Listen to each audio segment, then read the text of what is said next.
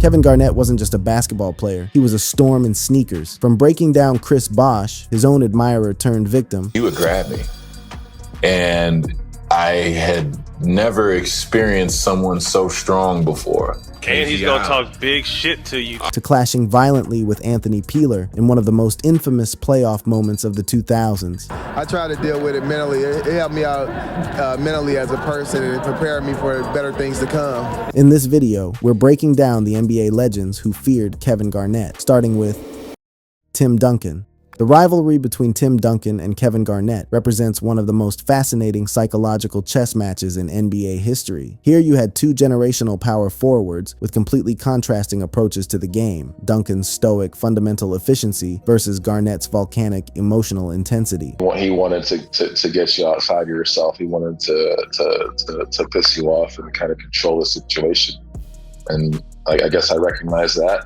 Plus, it wasn't part of my game. Their head-to-head battles spanned from 1997 to 2015, with Duncan holding a 36-30 edge in regular season matchups and a dominant 7-3 advantage in playoff series. But the numbers only tell part of the story. What made this rivalry truly compelling was how Duncan, the silent assassin, handled Garnett's infamous intimidation tactics. The friction between these two giants ignited early. During the 1999 playoffs, when the Spurs faced the Timberwolves, KG's aggressive style led to multiple ejections and heated post-game confrontations. Then came the infamous 2002 All-Star Weekend altercation, where tensions boiled over in spectacular fashion. Garnett, never one to hold back, threatened Duncan after a verbal exchange, yelling, "I'll beat your ass." Duncan, characteristically unfazed, responded with minimal engagement, which only seemed to frustrate Garnett further. By the 2003 playoffs, their rivalry reached a fever pitch. After rookie Tony Parker bumped KG, Duncan confronted him nose to nose, resulting in double technicals and ejections for both players. AP reports described the incident as deeply personal, with both players shouting across the court even after being tossed from the game. Duncan explained his counter strategy with remarkable clarity by ignoring KG's verbal barrages, refusing eye contact, and declining to engage in the trash talk theater. Duncan turned Garnett's greatest weapon against him. The psychological warfare became a source of frustration rather than fuel, leading KG to overexert himself physically and mentally, ultimately wearing himself down. Garnett himself admitted that Duncan's understated trash talk was infuriating precisely because it was so subtle. A quiet "don't tap me" after contact was somehow more maddening than screaming obscenities. "I'd rather you talk shit than ignore me," KG confessed, revealing the psychological toll of Duncan's approach. In a 2025 interview, Duncan reflected on KG's tactics with respect but also clarity. KG's antics were their own hype for their own reason if it serves up motivation. This statement reveals Duncan's understanding. He saw through the performance, recognized it as self-motivation rather than genuine intimidation, and simply refused to participate in the theater. Duncan won 3 championships during their prime overlap, consistently outperforming KG in their most crucial playoff battles, including that dominant 2003 series, where Duncan averaged an otherworldly 36.8 points per game on 50% shooting. If Duncan was the one opponent who neutralized KG through calm precision, Dirk Nowitzki was the opposite, a young star who had to learn to survive Garnett's chaos before earning his respect. Dirk Nowitzki. The relationship between Dirk Nowitzki and Kevin Garnett evolved from one-sided intimidation to mutual respect, creating one of the most compelling narratives in the early 2000s NBA basketball. When Dirk entered the league in 1998 as a raw, unproven 7-foot German rookie, KG was already a 2-time All-Star with the Minnesota Timberwolves, who viewed the young European as soft and exploitable. The early encounters were brutal for the young Nowitzki. During their first season together in 1998-99, Garnett unleashed his classic mind game. For the 20-year-old Dirk, who had never faced anything like this intensity in European basketball, the experience was genuinely rattling. Walked, he followed me with his nose on my nose. I'm like, this guy is just crazy. He wanted to pick me up as soon as I left the hut. He always wanted to make his mark against, especially against the player that he was competing against at the 4th spot. He was one of a kind. But the intimidation tactics didn't stop there. In what has become one of the most retold stories of their rivalry, KG executed a timeout invasion that left Nowitzki Nowitzki bewildered. During a dead ball, Garnett bolted from his own huddle early, marched straight to Dallas's timeout circle, and shadowed Nowitzki's every move. The numbers from that season tell the story. Nowitzki averaged just 17.0 points per game against Minnesota, shooting 42% from the field, well below his rookie norms. At the 2002 All-Star Game in Philadelphia, a starstruck Dirk was geeking out over legends like Shaq, Kobe, and Duncan. He even texted his buddy Steve Nash, "Dude, this is insane. I'm playing with the gods." But something unexpected happened. KG, usually a coiled spring of intensity, was uncharacteristically chill during All-Star Weekend. The two chatted freely, with Garnett acknowledging Dirk's arrival among the elite. "That's when I felt like he respected me," Nowitzki said. Then came the moment that defined their new dynamic. In a 2002 regular season game against Minnesota, KG slipped and fell. During a late 2000s Celtics-Mavericks game, Garnett accused Nowitzki of dropping an N-word in German after a tough foul. The truth? Dirk had simply muttered "Scheisse," German for shit, a mild curse of frustration. Pierce later revealed KG's secret. He'd make up stories mid-game to get hype. That's just how his mind worked. KG used the imaginary slur as fuel, dropping 27 points that night while hounding Dirk into inefficiency. The statistical head-to-head tells the ultimate story. In their 58 regular season matchups, Nowitzki averaged 23.9 points on 47.2% shooting, while Garnett posted 20.1 points on 48.9% shooting. But in the playoffs, where legends are truly made, Dirk elevated even further, averaging 25.8 points across 20 postseason games. Dallas won 3 of their 4 playoff series matchups, including that legendary 2003 sweep where Dirk averaged 36.8 PPG on 50% shooting, essentially destroying KG's vaunted defense. Dirk's growth through intimidation set the stage for another European big man who faced a different kind of Garnett storm, Pau Gasol, whose battles with KG in the NBA Finals turned physical dominance into psychological trauma. Pau Gasol. The rivalry between Pau Gasol and Kevin Garnett spanned from their early battles as Grizzlies versus Timberwolves in the early 2000s through the epic Lakers-Celtics finals clashes of 2008 and 2010. While Gasol occasionally got the better of KG physically, including a memorable baseline dunk in Game 1 of the 2008 finals, the psychological battles often tilted heavily toward the Celtics star, with perceptions of Gasol as soft lingering throughout his career, fueled significantly by KG's relentless taunts. The origin story of their dynamic is both hilarious and telling. As a 21-year-old rookie in 2001, Gasol posterized KG and Gary Trent with a thunderous dunk, then celebrated by sticking his finger in his ear to hype the crowd. There was just one problem. The Grizzlies were trailing by 20-30 points. We're getting our ass kicked. Chill out. Chill, man. So, but anyway, it was definitely a breaking moment too, for me and to earn his respect. And he never really got, talk trash. In hindsight, Gasol acknowledged that this early overconfidence became a lesson in KG's mind games. What seemed like a highlight became a weapon in Garnett's psychological arsenal. The 2008 NBA Finals represented the culmination of their rivalry and perhaps Gasol's most challenging moment against KG's intimidation. In the Lakers' loss to the Celtics, Gasol averaged 18.9 points, but struggled significantly in the post, managing only 2 points there in one particularly brutal game. Eyewitness accounts and media reports accused him of being scared shitless of KG's defense, a narrative that persisted despite Gasol's overall solid numbers. The aftermath was harsh. Kobe Bryant reportedly chewed out Gasol post-series, pushing him to elevate his game in future playoffs. Fans and analysts echoed this sentiment, with one particularly cutting 2013 tweet calling Gasol's hesitance embarrassing and sad. While KG spent more defensive possessions guarding Lamar Odom, his psychological presence alone amplified the narrative of Gasol's intimidation. The 2010 Finals rematch brought even more drama. Leading up to the series, Gasol made what seemed like measured, respectful comments, noting that KG had lost some explosiveness and become more of a jump shooter, while still praising him as a terrific competitor overall. But the media spun these observations as disrespect, amplifying series hype and placing enormous pressure back on Gasol. Gasol fired back at reporters for misrepresenting his words, but the damage was done. KG used the manufactured controversy as fuel, averaging 18.0 points and 9.2 rebounds while containing Gasol to 18.6 PPG on inefficient shooting. Gasol later acknowledged that while the media spin helped draw viewers, it underscored KG's aura of invincibility. Gasol's career arc with KG evolved from a fiery rookie trying to prove himself to a respectful rival who learned hard lessons, but the scared label persists in basketball lore. Ultimately, Gasol became a 2-time NBA champion and 4-time All-Star with the Lakers, years, finding redemption particularly in the Lakers' 2009 championship run against Orlando and their 2010 finals victory over Boston. But those early battles with KG, from the premature celebration dunk to the psychological warfare of finals basketball, remain defining chapters in understanding just how completely Kevin Garnett could dominate an opponent's mental space. From Europe to North America, the pattern stayed the same. Even players who modeled their games after KG eventually fell victim to the same mental pressure. Just ask Chris Bosh, one of Garnett's biggest admirers turned most affected opponents.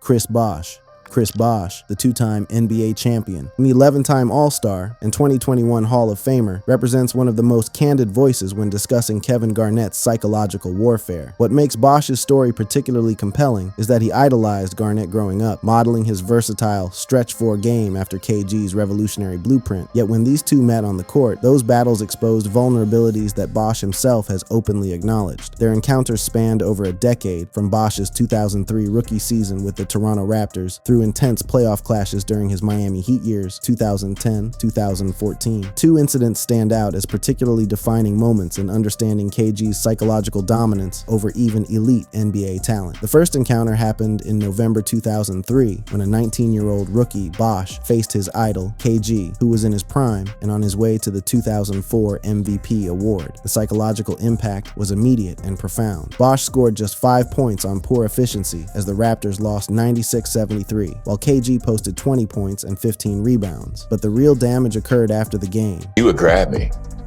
and I had never experienced someone so strong before. And he's gonna talk big shit to you too. Oh, man, dude. I had to get over it, man. Bosh admitted the label stung because it was kind of true at the time. He was a sheltered college kid thrust into the NBA's gladiatorial arena, completely unprepared for the psychological violence that KG specialized in delivering. The second defining moment came in May 2011 during the Eastern Conference semifinals, Game 3 between the Heat and Celtics. This time, Bosh deviated from his usual practice of staying silent against Garnett and engaged verbally. Garnett escalated immediately, again deploying the mama's boy taunt or similar personal attacks. The result was devastating. Bosh posted 6 points on 1 of 6 shooting as the Heat suffered a blowout 97-81 loss, while KG exploded for 28 points and 18 rebounds. Bosh learned the hard way what many others discovered. One of the worst things a player could do when facing Garnett was to engage in his psychological warfare. The mental toll extended beyond game performance. It disrupted sleep, invaded thoughts, and created lasting psychological imprints.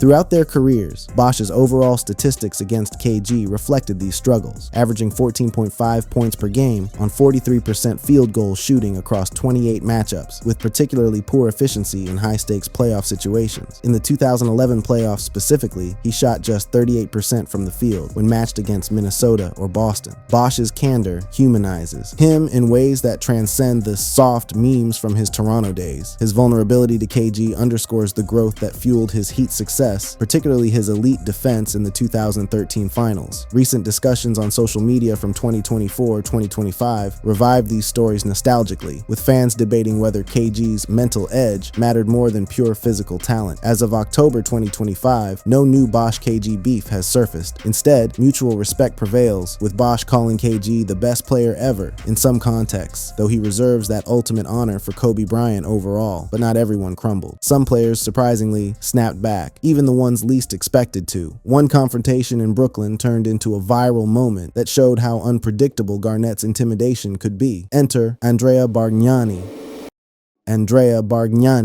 The phrase NBA legends who were scared of Kevin Garnett takes on a particularly ironic dimension when discussing Andrea Bargnani, the 2006 #1 overall pick. Bargnani, known as Il Mago, the magician, for his silky shooting touch, gets included in these discussions not because he cowered, but because of an infamous 2013 confrontation where he actually escalated tensions with KG, earning his first career ejection in the process. The incident unfolded on December 5, 2013, during a Knicks-Nets game at Barclays Chase Center, with New York leading 102-95 in the fourth quarter. Bargnani and KG tangled for a rebound, both players falling to the floor in the scramble. KG, never one to miss an opportunity for intimidation, stood over the fallen Bargnani, instigating contact and barking his signature trash talk. What happened next surprised everyone. Rather than backing down, Bargnani responded aggressively, jawing right back at the veteran enforcer as they separated. Moments later, Bargnani drained a corner three over KG, then turned to him and unleashed more verbal jabs, pointing and taunting as they jogged back down court. It was classic trash talk theater, and the referees weren't having it. Officials Joey Crawford and Tom Washington hit Bargnani with a technical foul for the taunting, ejecting him, despite it being his first technical of the season and his career. Bargnani finished with 17 points on 7 of 13 shooting before his early exit, helping New York secure a dominant 113-83 victory that snapped their losing streak. The moment went viral via gifs of their awkward floor tangle, shared widely on Twitter by outlets like Bleacher Report. It humanized both players, KG as the unrelenting enforcer who never backed down, and Bargnani as the shooting big man, showing unexpected fire against one of the league's most intimidating players. Fast forward to July 2025, over a decade after their infamous dust-up. In an interview with TalkBasket.net, a retired 40-year-old Bargnani, now living peacefully in Italy, reflected on his 10 NBA seasons. He singled out KG as the toughest defender he ever faced, emphasizing how Garnett disrupted his usually effortless offensive rhythm in ways no other player could. The quotes are revealing. Kevin Garnett is an absolute legend. He is definitely the best defender I ever played against, and Kevin Garnett affected me a lot when he was playing defense. Even more telling, Bargnani noted his general offensive confidence. Me being a very good offensive player, I never had trouble scoring against anybody. Honestly, I never really felt the difference in who I had in front of me. It was more about me, not the guy I had in front, with KG being the singular, glaring exception. Bargnani retired as a respected international player who carved out a decade-long NBA career, despite defensive limitations. Bargnani's flash of defiance was rare, but Anthony Peeler took it to another level. Their clash didn't end in words, it ended in fists, marking one of the most shocking incidents of Garnett's career. I try to deal with it mentally. It helped me out mentally as a person and prepared me for better things to come.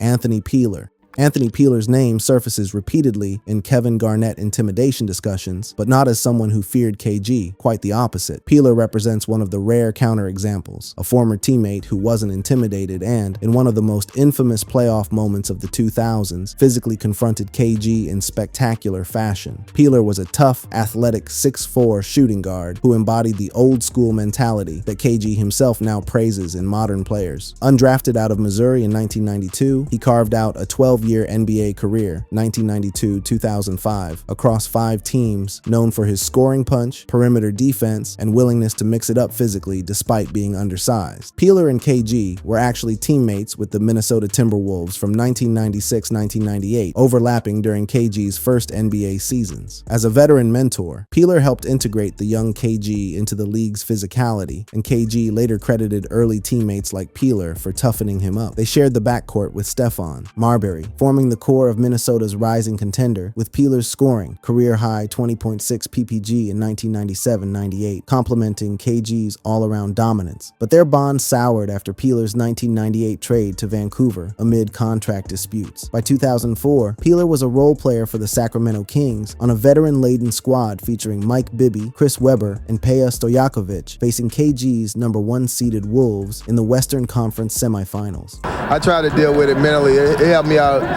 mentally as a person and prepared me for better things to come. The series was brutal, with KG averaging 24.4 points and 13.7 rebounds, but physicality escalated dramatically in Game 6 on May 16, 2004, at Arco Arena. With the Kings trailing 3-2 in the series and desperate to force a Game 7, tensions reached a boiling point in the second quarter. The arena erupted. Peeler was ejected immediately. KG stayed in, but was visibly stunned, later attempting a weak retaliation before officials intervened. The Kings won 104-87, forcing Game 7, though Minnesota ultimately advanced to the conference finals before falling to the Lakers. Peeler was suspended 2 games without pay, costing him approximately $200,000, while KG was fined $7,500 for escalation. While Paul Pierce called KG an intimidating force with a whole aura, others like Reggie Evans used the Peeler incident to paint KG as a selective bully. Evans described KG as a chihuahua who barked at smaller players like Jose Calderon, but backed down from equals. Bibby noted Peeler's history with KG made it personal, not random. Peeler retired quietly after the 2004-05 season, later coaching at Compton College and working as a Clippers analyst. But his legacy in KG discussions is permanent. The guy who stood up, swung back, and reminded everyone that even the most intimidating players are human. Not every opponent feared KG's fire. Some embraced it as the ultimate test. Zach Randolph, one of the league's toughest enforcers, viewed Garnett not as an enemy, but as a benchmark for toughness and respect.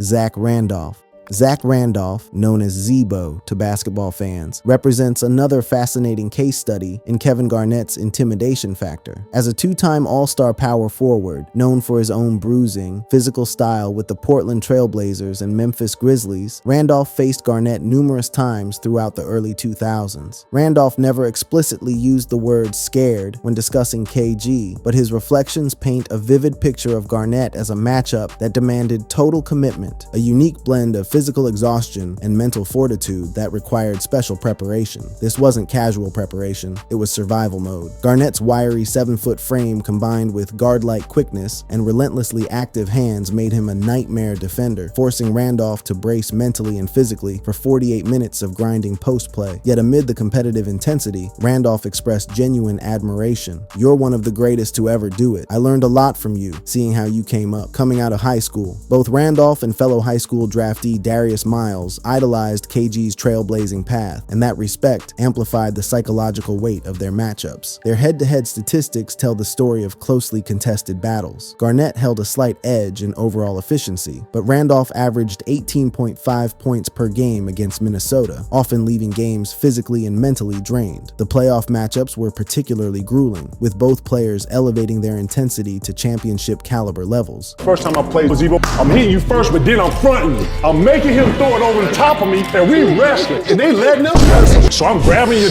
He's like, "Hey man, I can't even move my hand." What emerges from Randolph's account is not fear in the traditional sense, but rather a profound respect for what battling KG demanded. It wasn't just about matching his physicality or skill, it was about preparing for a holistic assault on your endurance, focus, and willpower. Randolph viewed these matchups as the ultimate test of his own game, acknowledging that while KG elevated him, the toll was significant. Recent discussions on the KG Certified podcast and social media have highlighted this mutual respect dynamic, with both players now in their post-playing careers openly praising each other's contributions to the game. There's no animosity, just raw acknowledgement of how brutally competitive their battles were, and how those wars shaped both of their legacies. While Randolph turned the fear into fuel, others felt Garnett's trash talk cross into personal territory. The controversy that followed with Charlie Villanueva remains one of the darkest examples of how far KG's psychological warfare could go.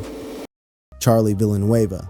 The 2010 controversy between Detroit Pistons forward Charlie Villanueva and Boston Celtics star Kevin Garnett represents one of the most explosive examples of KG's psychological tactics crossing into deeply personal territory. This incident, which unfolded on November 2nd, 2010, exemplifies how Garnett's trash talk could evolve from competitive banter into something that genuinely wounded opponents. Charlie Villanueva, a 6'10 power forward drafted 7th overall in 2005, was averaging 10.9 PPG for the Pistons that season. He suffers from alopecia universalis, a condition causing total hair loss, leaving him completely bald. This physical characteristic became the focal point of one of the most controversial trash talk incidents in NBA history. During their November matchup at TD Garden, which Boston won 109-102, tensions between Garnett and Villanueva escalated throughout the game. The real explosion came post-game in the tunnel, where Garnett allegedly confronted Villanueva with comments that crossed every line. According to Villanueva's immediate tweets posted after the game, Garnett called him a cancer patient, mocking his baldness in a way that equated his appearance to chemotherapy side effects. Villanueva, whose father had battled cancer, was livid, firing off a series of emotional posts. "KG called me a cancer patient. I'm pissed because you know how many people died from cancer, and he's tossing it like it's a joke. And KG talks a lot of crap. He's prob never been in a fight. I would love to get in a ring with him. I will expose him." I'll say he's a trash talker. He talks a lot for sure. He doesn't back it up. He talks a lot. but I guess it's part of his game. Him and I had a little situation. I felt like it was a little more personal. Garnett, known for his intense pre-game shadowboxing rituals and post-whistle confrontations, denied the exact phrasing. Celtics coach Doc Rivers backed him, calling it a misunderstanding. The story exploded across sports media. ESPN reported it as Garnett making it personal. Yahoo Sports labeled it his bully act gone too far, and Bleacher Report hosted heated debates about whether he'd crossed an unforgivable line. Some outlets, including CBS News, highlighted an additional layer. KG reportedly spotted Villanueva tweeting from the bench during the game and yelled, "Who's using a phone? Instagram? Cancer?" turning a minor infraction into savage mockery. The NBA fined neither player but issued a statement discouraging derogatory comments. Villanueva sat out the next game for personal reasons but returned fired up, scoring 21 points against the Knicks. By January 2011, Villanueva told the Boston Herald he'd put it behind him, focusing on basketball amid the Pistons' struggles as they finished 30-52. Garnett and Villanueva never publicly reconciled, and no further direct beef surfaced. In later podcast appearances, Villanueva reflected that the incident humanized the psychological toll of KG's mind games, saying it exposed how trash talk could genuinely wound beyond competitive spirit. Yet even the ones he humiliated early sometimes grew stronger because of it. For Joakim Noah, his first encounter with Garnett wasn't just a wake-up call, it was the spark that built his entire competitive identity.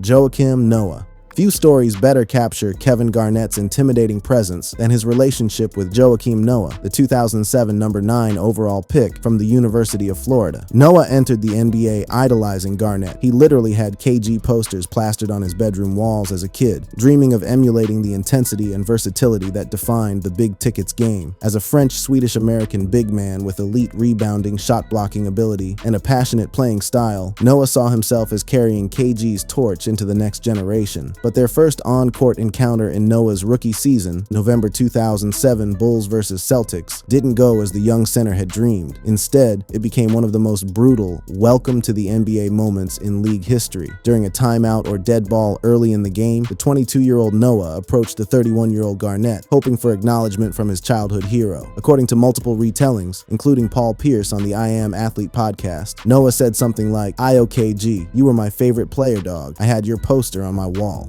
Respect you. And he's like, "Who the fuck you think you talking to, Rook?" And I was like, oh shit, that shit shocked me. I'm like, yo, I'm not gonna lie, that moment though, it changed my career. Noah's immediate reaction was pure shock, a stunned "oh shh," as he later described it, representing a raw admission of fear and disbelief. In another version, Noah shared on Garnett's KG Certified podcast in May 2023, KG snarled, "Yo, who the fuck you think you talking to, Rook? This wasn't playful rookie hazing. It was a verbal annihilation designed to establish immediate, unquestionable dominance." The psychological assault amplified that intimidation exponentially, making Noah feel insignificant despite his 6'11" frame. "It changed my career," Noah admitted years later, explaining how the incident ignited a transformative fire. He spent that entire summer obsessing over game film, bulking up physically, and honing his own competitive edge, vowing never again to show vulnerability on the court. Their subsequent matchups became legendary for their physical brutality and emotional intensity. Garnett allegedly tried to bite Noah's hand during a 2014 scuffle, and their battles frequently escalated into technical fouls and post-game verbal exchanges. Yet, the fear and humiliation Noah experienced as a rookie ultimately fueled remarkable success. He evolved into a 3-time All-Star, 2-time All-Defensive selection, and the 2014 Defensive Player of the Year himself, leading the Bulls to multiple 50-plus win seasons. KG's brutal initiation paradoxically created the fierce competitor Noah became. As of 2025, mutual respect defines their relationship, with both acknowledging the role their rivalry played in shaping Noah's Hall of Fame caliber career. Finally, some players didn't fear him, didn't fight him, but simply faced him head on. Jose Calderon stood his ground against Garnett's mind games and reminded everyone that composure can sometimes outlast intimidation.